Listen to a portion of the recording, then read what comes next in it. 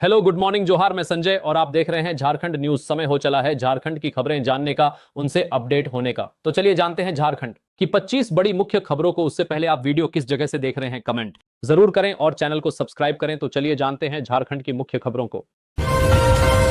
मौसम विज्ञान केंद्र रांची ने झारखंड के मौसम को लेकर ऑरेंज और येलो अलर्ट जारी किया है। राज्य के 8 जिलों में मौसम विभाग ने शीतलहर और कोहरे का ऑरेंज अलर्ट जारी किया है। गढ़वा, पलामू, लातेहार, लोहरदगा, चतरा, कोडरमा, हजारीबाग और रामगढ़ में ऑरेंज अलर्ट है, जबकि 12 जिलों में धुंध और घना का येलो अलर्ट जारी किया गया है। इन जिलों में रांची, गुमला, सिमडेगा, खूंटी, पूर्वी सिंहभूम, पश्चिमी सिंहभूम, सरायकेला, बोकारो, गिरिडीह, धनबाद, देवघर और जामताड़ा जिला शामिल है। मौसम विभाग ने जानकारी दी है कि अगले 26 जनवरी तक ठंड से कोई राहत मिलने की उम्मीद नहीं है। इस दौरान सुबह के वक्त धुंध और कोहरा देखने को मिलेगा, बाद में आसमान साफ रहेगा।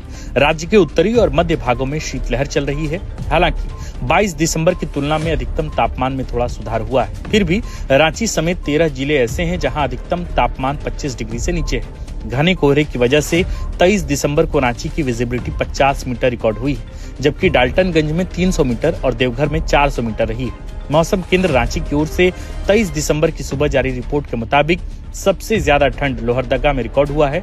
यहाँ का न्यूनतम तापमान 5.5 डिग्री रहा। वहीं रांची में 9.5 डिग्री, डाल्टनगंज में 7.5 डिग्री, बोकारो में 9.5 डिग्री, कोडरमा में 9.7 डिग्री, गुमला में 8.5 डिग्री, हजारीबाग में 6.9 डिग्री, खूंटी में 8.0 डिग्री और लातेहार में 9.1 डिग्री और पश्चिमी सिंहभूम में 9.9 डिग्री न्यूनतम तापमान रहा है।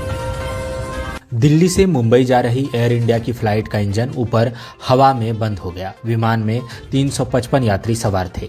इंजन बंद होने के बाद विमान की दिल्ली एयरपोर्ट पर इमरजेंसी लैंडिंग कराई गई। नागरिक उड्डयन मंत्रालय ने घटना की जांच के आदेश दिए हैं। डीजीसीए ने बताया कि विमान की जांच और मरम्मत का काम किया जा रहा है। बताया जाता है कि उड़ान भरने के बाद विमान के दाहिने इंजन में खराबी का पता चला। इसके बाद विमान के पायलट ने सूझबूझ का परिचय देते हुए इमरजेंसी लैंडिंग कराई। इस घटना ने 12 जून 2025 को अहमदाबाद में विमान हादसे की याद दिला दी। उस हादसे में एयर इंडिया का विमान टेक ऑफ के महज 30 सेकंड बाद ही एक मेडिकल कॉलेज की छत पर क्रैश हो गया था। हादसे में 260 लोगों की मौत हो गई थी। कैबिनेट की बैठक में पेशा नियमावली को मंजूरी मिल सकती है। मुख्यमंत्री हेमंत सोरेन की अध्यक्षता में आज प्रोजेक्ट भवन स्थित मंत्रिपरिषद सभागार में कैबिनेट की बैठक होगी। इस बैठक में 15 से अधिक प्रस्तावों पर सहमति बनने की संभावना है। पंचायती राज विभाग ने पेशा नियमावली से संबंधित ड्राफ्ट तैयार किया है। इस प्रस्ताव में विभागों की ओर से दर्ज आपत्तियों में सुधार किया गया है। पेशा कानून से अनुसूचित इलाकों में पारंपरिक स्वशासन व्यवस्था को मजबूती मिलेगी, महिला सशक्तिकरण को बढ़ावा मिलेगा। इसमें ग्राम सभा के गठन, बैठकों के आयोजन सहित विभिन्न अधिकारों का विवरण दिया गया है। हाईकोर्ट ने राज्य सरकार को झारखंड में अविलंब पेशा नियमावली लागू करने का निर्देश दिया है। पेशा नियमावली लागू होने तक राज्य में बालू घाट और लघु खनिज आवंटन पर रोक रहेगी। झारखंड के स्वास्थ्य मंत्री डॉक्टर इरफान अंसारी की तबीयत खराब है। इस बात की जानकारी खुद इरफान अंसारी ने सोशल मीडिया पर दी है। उन्होंने कहा है कि आज मेरी तबीयत बहुत अच्छी नहीं है, शरीर थका हुआ है, मन भी बोझिल है, लेकिन जब से स्वास्थ्य मंत्री की जिम्मेदारी मिली है तब से मैंने अपनी आराम, अपनी सेहत सब कुछ झारखंड की जनता के नाम कर दिया है। दिन हो या रात, गाँव हो या शहर, मेडिकल कॉलेज हो, सुपर स्पेशलिटी अस्पताल हो, मेडिकल यूनिवर्सिटी हो, सदर अस्पताल, रेफरल अस्पताल, CHC या PHC, हर जगह सिर्फ एक ही सोच के साथ काम कर रहा हूं कि मेरे राज्य का कोई भी व्यक्ति इलाज के अभाव में टूटे नहीं, बिखरे नहीं। 4 करोड़ झारखंड वासी मुझसे उम्मीद लगाए बैठे हैं। उनकी आंखों में भरोसा है और उस भरोसे का बोझ मैं रोज अपने सीने पर महसूस करता हूं। हर इंसान को इलाज चाहिए, अमीर हो या गरीब, और उसी इंसाफ को जमीन पर उतारने के लिए लड़ाई रोज लड़ रहा हूं। लेकिन सच कहूं तो बहुत पीड़ा होती है जब कुछ गैर जिम्मेदार लोग, कुछ स्वार्थी और कुछ तथाकथित पत्रकार दिन रात स्वास्थ्य विभाग को बदनाम करने का काम करते हैं। इतनी मेहनत, इतनी ईमानदारी, इतना समर्पण और बदले में सिर्फ आरोप, यह मन को भीतर तक तोड़ देता है। मैंने पहले भी कहा है और आज फिर दिल से कह रहा हूँ, अगर कहीं कोई कमी है, कोई तकलीफ है, कोई समस्या है तो मुझे बताइए। राजनीति मत कीजिए। स्वास्थ्य पर राजनीति बहुत निर्दयी होती है। अगर सच में सुधार चाहते हैं तो थोड़ा धैर्य रखिए, अभी तो बस शुरुआत है। मैं वादा करता हूं, आने वाला समय बताएगा कि झारखंड की स्वास्थ्य व्यवस्था देश की बेहतरीन व्यवस्थाओं में खड़ी होगी। आज तबीयत खराब है, फिर भी फाइलें रुक नहीं सकती, फैसले टल नहीं सकते, क्योंकि किसी माँ को बेटे का इलाज चाहिए, किसी गरीब को उम्मीद चाहिए। मुझे आराम से ज्यादा उनकी जिंदगी प्यारी है। आप सबके विश्वास की कसम, मैं हार नहीं मानूंगा। झारखंड की स्वास्थ्य व्यवस्था को बदल कर ही दम लूंगा। आपका सेवक डॉक्टर इरफान अंसारी। पेशा नियमावली को हेमंत कैबिनेट की स्वीकृति मिल गई है। आज ही पंचायती राज विभाग के सचिव ने हाईकोर्ट में जानकारी दी थी कि पेशा नियमावली को मुख्यमंत्री हेमंत सोरेन की अध्यक्षता वाली कैबिनेट की मीटिंग में लाया जाएगा। गौरतलब है कि हाईकोर्ट पिछले कुछ महीने में कई बार राज्य सरकार से पेशा नियमावली को लागू करने की बात कह चुका है। पेशा नियमावली लागू नहीं किए जाने की वजह से हाईकोर्ट ने झारखंड में बालू घाट और लघु खनिज आवंटन पर रोक लगा रखी है। पंचायती राज विभाग ने कोर्ट को बताया था कि पेशा नियमावली का ड्राफ्ट वर्ष 2023 में ही तैयार कर लिया गया था, लेकिन कई विभागों और आदिवासी संगठनों द्वारा कुछ प्रावधानों पर आपत्ति जताए जाने पर इसमें सुधार करके दोबारा कैबिनेट में लाने की बात हुई थी। पेशा कानून लागू होने से झारखंड में अनुसूचित क्षेत्रों में स्थानीय पारंपरिक स्वशासन की व्यवस्था मजबूत हो सकेगी। गिरिडीह में आयोजित जनता दरबार आज सिर्फ शिकायतों तक सीमित नहीं रहा, बल्कि वहां एक बच्चे की छोटी सी कहानी ने पूरे माहौल को मानवीय संवेदना से भर दिया। अपनी मां का हाथ थामे एक नन्हा बच्चा भी जनता दरबार में पहुंचा था। ठंड के मौसम में उसने आंगनबाड़ी से मिला एक साधारण कपड़ा पहन रखा था। इस दौरान डीसी रामनिवास यादव की नजर उस बच्चे पर पड़ी। उन्होंने तुरंत उसे अपने पास बुलाया। किसी अधिकारी जैसी औपचारिकता नहीं, बल्कि एक अभिभावक जैसी आत्मीयता के साथ उन्होंने बच्चे से बातचीत शुरू की। उन्होंने उसका नाम पूछा, यह जाना कि वह किस कक्षा में पढ़ता है, स्कूल जाता है या नहीं, उसे कौन सा विषय सबसे ज्यादा पसंद है। उपायुक्त की स्नेह भरी आवाज और मुस्कान से बच्चा भी सहज हो गया और बेझिझक अपने छोटे छोटे सपनों की बातें करने लगा। उस पल जनता दरबार में मौजूद लोग भी मुस्कुरा उठे। बच्चे से बातचीत के बाद डीसी ने उसकी मां से बात की। उन्होंने परिवार की स्थिति, रोजमर्रा की परेशानियों और सरकारी योजनाओं से जुड़े सवाल पूछे। महिला ने अपनी समस्या बताते हुए कहा कि वह एक सरकारी योजना के लाभ से वंचित है। उसकी आवाज में चिंता थी, लेकिन उपायुक्त के भरोसे भरे रवैये ने उन्हें हौसला दिया। उपायुक्त रामनिवास यादव ने मौके पर ही संबंधित अधिकारियों को निर्देश दिया कि महिला की समस्या का त्वरित समाधान किया जाए और उसे सभी पात्र योजनाओं का लाभ दिलाया जाए। उन्होंने साफ कहा कि किसी भी योग्य व्यक्ति को सरकारी योजनाओं से वंचित नहीं रखा जाना चाहिए। झारखंड का पहला न्यूक्लियर पावर प्लांट देवघर के पुनासी में स्थापित हो सकता है। यहाँ भारत सरकार का लोक उपक्रम एनटीपीसी न्यूक्लियर पावर प्लांट स्थापित करना चाहता है। इसकी जानकारी गोड्डा के सांसद डॉक्टर निशिकांत दुबे ने सोशल मीडिया एक्स पर अपने पोस्ट के माध्यम से दी है। गोड्डा लोकसभा क्षेत्र के देवघर और पुनासी में भारत सरकार उपक्रम एनटीपीसी 1400 मेगावाट क्षमता का न्यूक्लियर पावर प्लांट लगाने की योजना बना रहा है। निशिकांत दुबे ने बताया कि यह परियोजना प्रधानमंत्री नरेंद्र मोदी के विकसित भारत 2047 मिशन के तहत महत्वपूर्ण भूमिका निभाएगी। उनका कहना है कि न्यूक्लियर पावर प्लांट न केवल क्षेत्र में ऊर्जा सुरक्षा बढ़ाएगा, बल्कि आर्थिक और सामाजिक विकास में भी योगदान देगा। उन्होंने यह भी बताया कि न्यूक्लियर ऊर्जा उत्पादन में भारत दुनिया के अग्रणी देशों के साथ कदम से कदम मिलाकर चल रहा है, जैसा कि अमेरिका, ब्रिटेन और यूरोपीय देशों में बिजली की आपूर्ति के लिए न्यूक्लियर पावर का उपयोग किया जाता है। वहीं विशेषज्ञों का मानना है कि 1400 मेगावाट क्षमता का न्यूक्लियर पावर प्लांट क्षेत्रीय और राष्ट्रीय ऊर्जा जरूरतों को पूरा करने में अहम साबित होगा। यह परियोजना भारत को स्वच्छ ऊर्जा के क्षेत्र में आत्मनिर्भर बनाने की दिशा में एक महत्वपूर्ण कदम है। झारखंड में फिलहाल कोई भी ऑपरेशनल न्यूक्लियर पावर प्लांट मौजूद नहीं है। देश में वर्तमान में करीब 22 न्यूक्लियर रिएक्टर संचालित हैं। घर टूटने का नोटिस देखकर एक व्यक्ति की सदमे से मौत हो गई। दरअसल हाईकोर्ट के आदेश के बाद शहर से निगम एवं सरकारी भूमि अतिक्रमित कर बने अवैध निर्माण हटाए जा रहे हैं।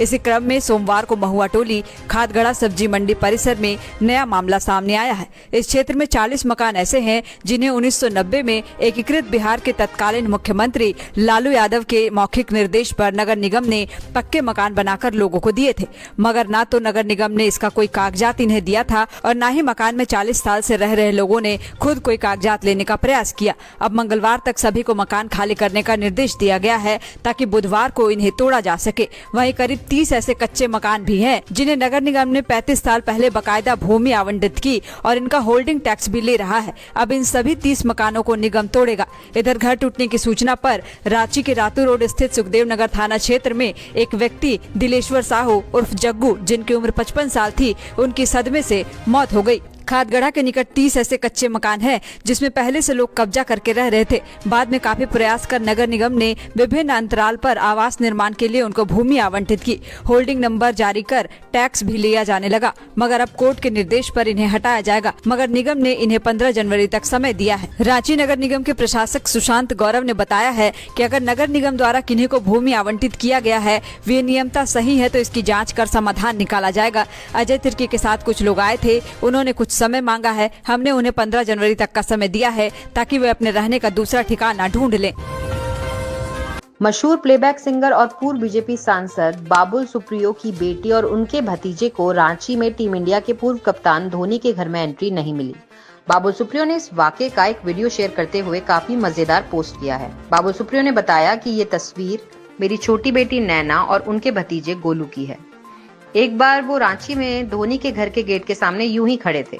दादा दादी के साथ रांची घूमने गए नैना और गोलू धोनी से मुलाकात करना चाहते थे।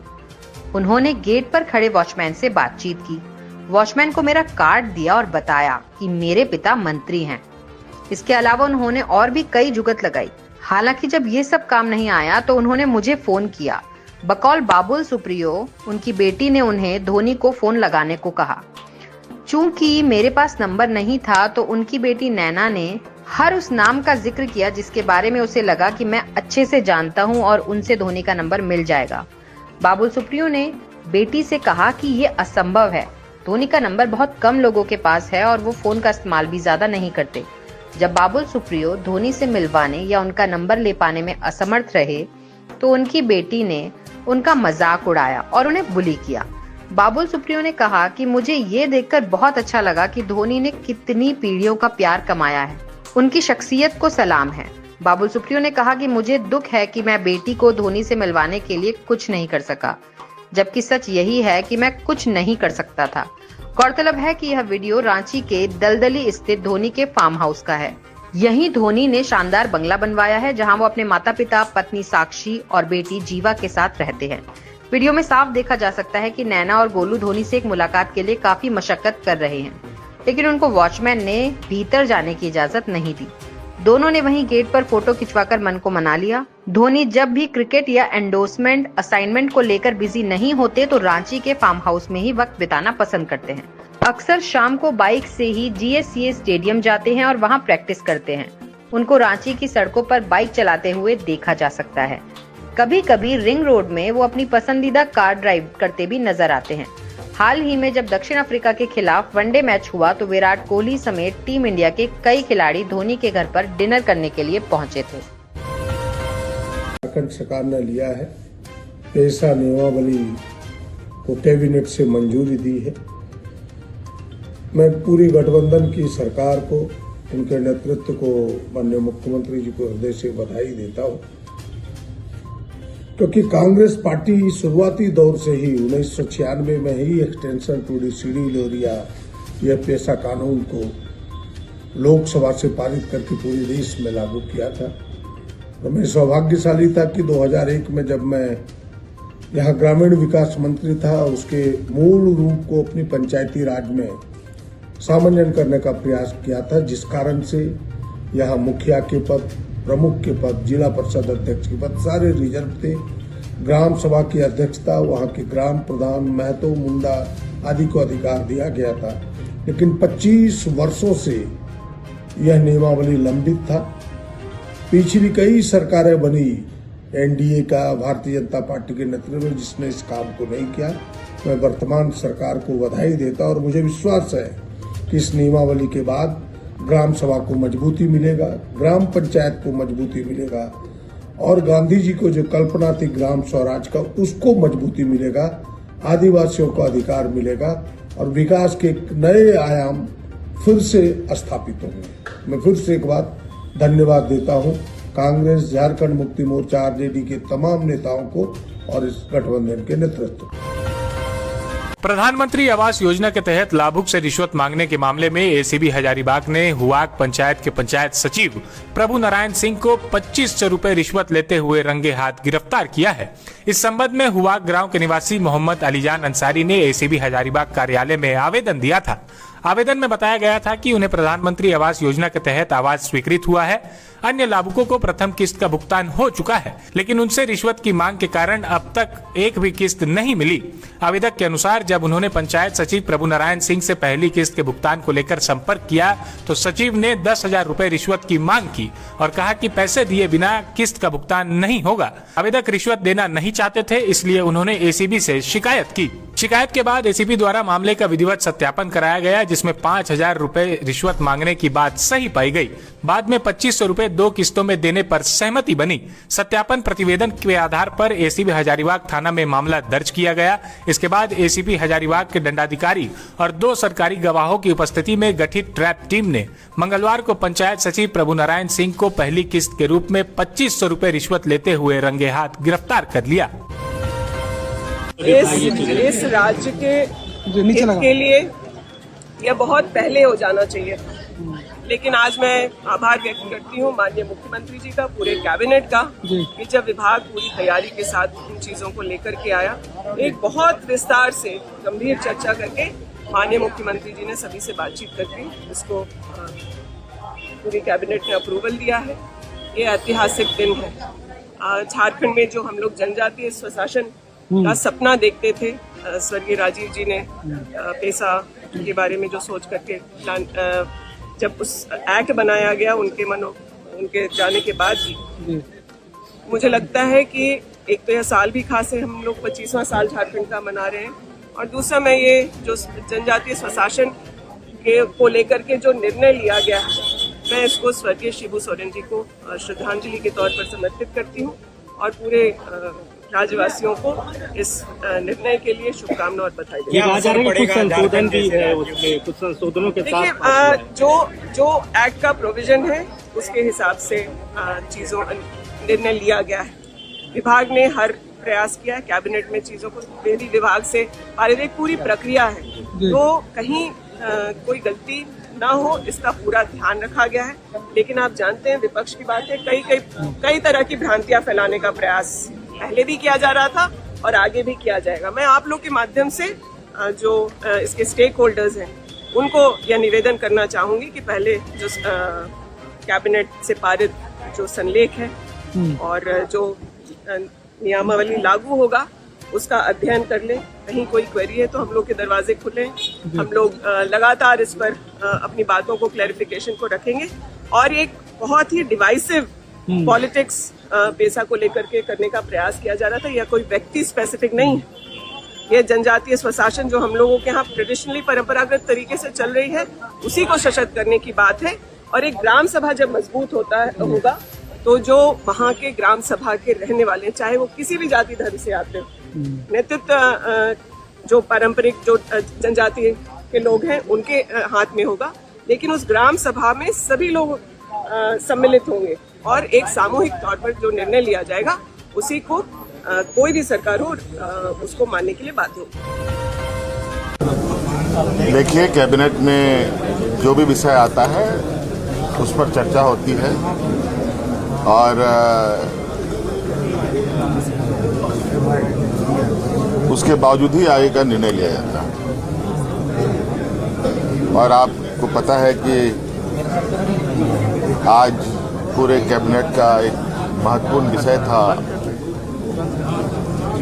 पैसा को लेकर, और आज हम लोगों ने जो पैसा एक्ट था वो किस तरीके से लागू हो इसको लेकर के हम लोगों ने नियमावली बनाई और उसको आज हम लोगों ने बहुत लोगों से विमर्श करते हुए विभिन्न विभागों से इस विषय पर मंतव्य लेते हुए आज आखिरकार ये अपना एक मूल रूप लेकर के आज राज्य की जनता के लिए समर्पित होगा और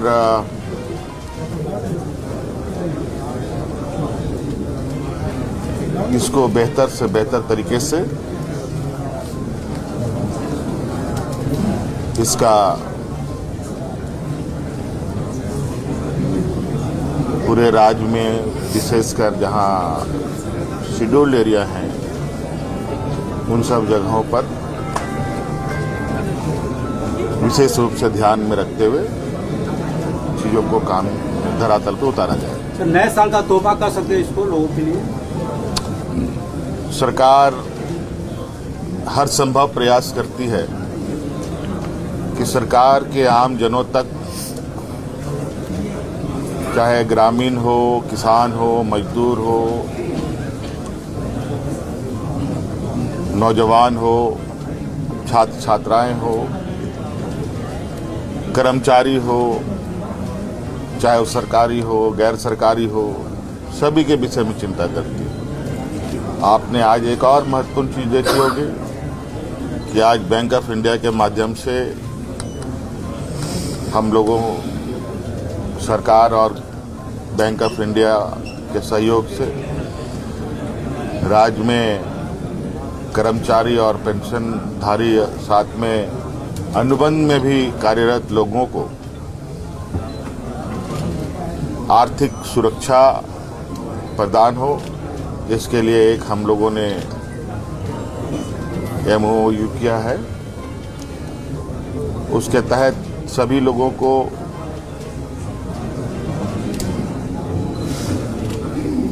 किसी घटना में कोई किसी की जान चली जाती है तो उनको आर्थिक रूप से मदद मिलेगी। अच्छे काम नए साल हम लोग अच्छे तरीके से उसका स्वागत करें और नए साल में सबके चेहरे पर मुस्कान हो, हमारी ये ख्वाहिश है। और सभी दुख तकलीफों से आप लोग दूर रहें, कोसों वो आपसे दूर रहे, आपका परिवार हंसता खेलता रहे। क्रिसमस का बधाई, क्रिसमस का बधाई, क्रिसमस का बधाई, क्रिसमस का मेरी क्रिसमस। देखिए, क्रिसमस का माहौल चल रहा है जी, और क्रिसमस का बधाई 15-20 दिन पहले से चल रहा है, रोज चल रहा है। आज भी कई लोगों ने मुझे क्रिसमस की बधाई दी और हमने भी उनको दिया। और आज आपके माध्यम से पूरे राज्यवासियों को मेरी क्रिसमस, नए साल की ढेर सारी शुभकामनाएं। बहुत धन्यवाद।